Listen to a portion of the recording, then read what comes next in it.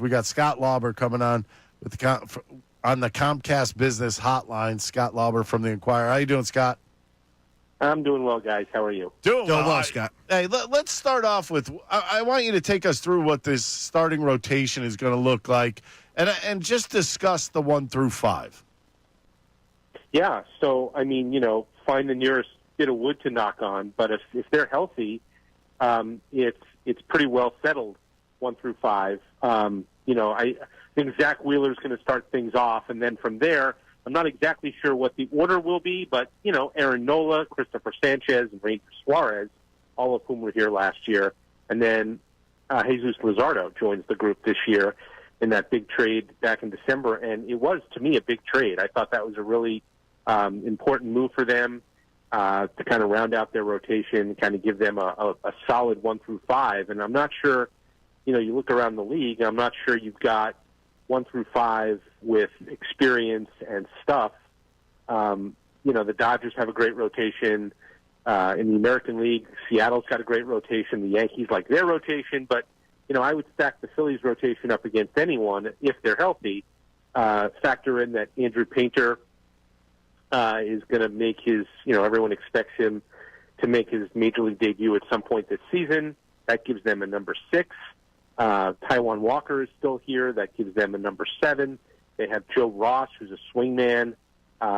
He's going to start tomorrow, and kind of, they don't have him in the rotation, but they think that he could spot start if they needed one. So, aside from 1 through 5, they like their depth a lot more behind the top 5 than they did last year. But after the season was over, Dave Dombrowski was fairly candid in talking about, the struggles that they had at the back of the rotation, cycling through the Tyler Phillipses and the Colby Allards and the Michael Mercados and the Seth Johnsons and the Taijuan Walkers and not really finding a solid number 5. I think Dombrowski said, look, we won 95 games last year. If we had done something at the trade deadline to get a better number 5 guy, we might have won 100. So, they think that they addressed their depth, and they really like their starting group, that's for sure. I have one quick question that goes along with that. Do you think Ranger Suarez is going to be the number 5? And my reason behind that is he tired last year. I think everybody saw it. And I'm wondering if that's where Painter slides in and Ranger goes to the bullpen at that point. Well, I mean, look, I do think that they're looking at why Ranger tired or got injured, hurt his back. To me, like going back through it, it wasn't like they overused him. It wasn't like they pushed him overly hard. He might just be one of those guys who kind of needs a little bit of a breather midway through the year. Maybe he's a 150-inning guy rather than a 180-inning guy. And, if that's the case, then, again, if they all remain healthy around him, they've got some guys, whether it's Painter or Joe Ross for a spell. They've got guys who could go in that rotation and maybe spell him, or they could go to a 6-man for a certain point during the year, which I think is something that they'll look into doing, not right off the bat, but at some point during the season, maybe when the schedule gets a little a little bit more hectic, where they have a spell where they have fewer off days or something like that. I could see them going to a 6-man for a few times through, but they are looking at ways to kind of manage Ranger and Luzardo for that matter, because Luzardo's coming off some injuries last year with the Marlins, didn't pitch a full season. So however they can keep those guys healthy and pitching well, I think that they're going to look into ways to do that. Scott, we've been deliberating this the past couple of days, but who do you foresee slotting into the cleanup spot? Is it as simple as Alec Boehm, or will someone like a Kyle Schwarber be considered? So I'm glad you asked this, because I'm gonna be writing about this later in the week, and really the issue of what their optimal lineup is, and at the end of the day, whether it really matters.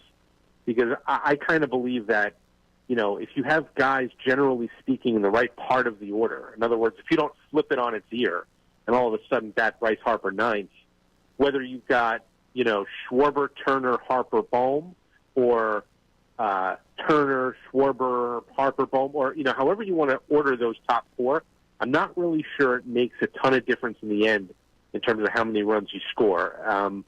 I do think those will be their top four in some order.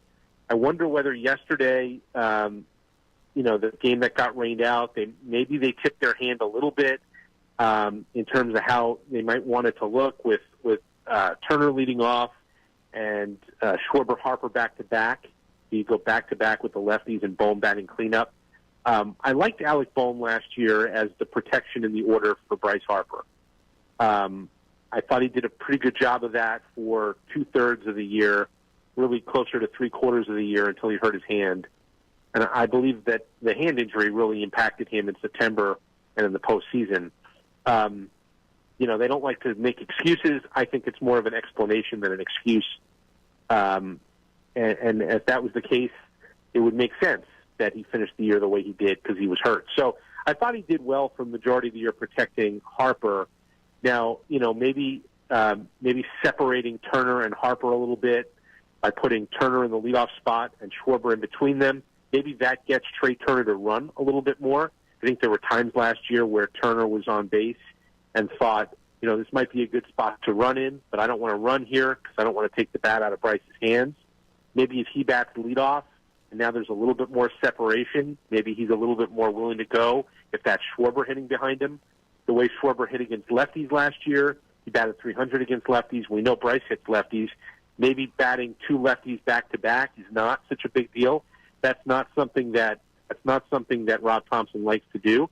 But, maybe he'll do it with those two hitters because of the way they hit lefties. So I think they're going to experiment with a lot of different things. But I do wonder, they were supposed to face Paul Skeens yesterday, and they got rained out, whether Turner, Schwarber, Harper, Bohm was like, it certainly is their first instinct about what to do. I wonder whether that's kind of the way Rob Thompson's leaning. Yeah, one guy you wrote an article about is Brandon Marsh. And he's an interesting guy. Always has been. Hits righties very well. Has not been very good. He hit 70 points less against left-handed pitching last year. Are they ever going to figure that out? Yeah, I don't know about you guys, but I'm tired of writing about it. It's really kind of played out. And I actually, I went up to Brandon Marsh the other day, and we were having a conversation in his locker, and I almost kind of apologized in advance for asking the lefty question because it feels like I ask it all the time with him. It's always a topic, and I'm tired of asking it. I'm sure he's tired of answering it. And the only reason why it keeps coming up, to be honest with you, is that I don't really know if they have an answer to the question yet because they haven't given him that run of playing time against lefties to determine that he can't do it. I mean, the numbers suggest he can't, but he also had like 90 plate appearances last year against lefties. You can count on one hand the number of starts he made against lefties from about May or June on, not counting openers who they happened to face, and they kept him in there because they knew they weren't facing that lefty opener for very long. I would love to see like 2.5 months of just let Brandon Marsh play every day. And if at the end of that period of time, with a decent run of playing time against lefty starters, the numbers aren't there, well, then you throw up your hands and you say, he's not going to hit lefties, he's a platoon player. And that's not the worst thing in the world because as a left-handed hitter, even if he's a platoon player, he's still going to play 3/4 of the time against right-handed pitching. And as long as he hits righties, he's still a productive player. But boy, oh boy, would it be great if you knew for sure, like whether he was an everyday guy or not, especially when you look around now at the righty outfielders on the roster and Weston Wilson's out, not going to be ready for the start of the season. They're kind of nursing Johan Rojas right now because apparently he banged his shoulder in winter ball, and they're kind of easing him in. They think he'll be ready for the season, but they're not. He hasn't played defense yet. He hasn't tried to throw. So, God, I mean, you look around and you're like, well, if Max Kepler and Brandon Marsh, and Marsh in particular, can play every day, that really lessens your need for a right-handed hitting outfielder. And personally, I would just like to have an answer to the question. Can Brandon Marsh be an everyday guy who plays, who starts 150 games a year, 160 games a year, or is he going to be a platoon outfielder, in which case you're going to need a right-handed hitting outfielder to share time with him? Wow, Scott, always a pleasure. Thank you for coming on with us today. You are outstanding. Thanks a lot, Scott. Guys. All right, thanks, Scott. Yep.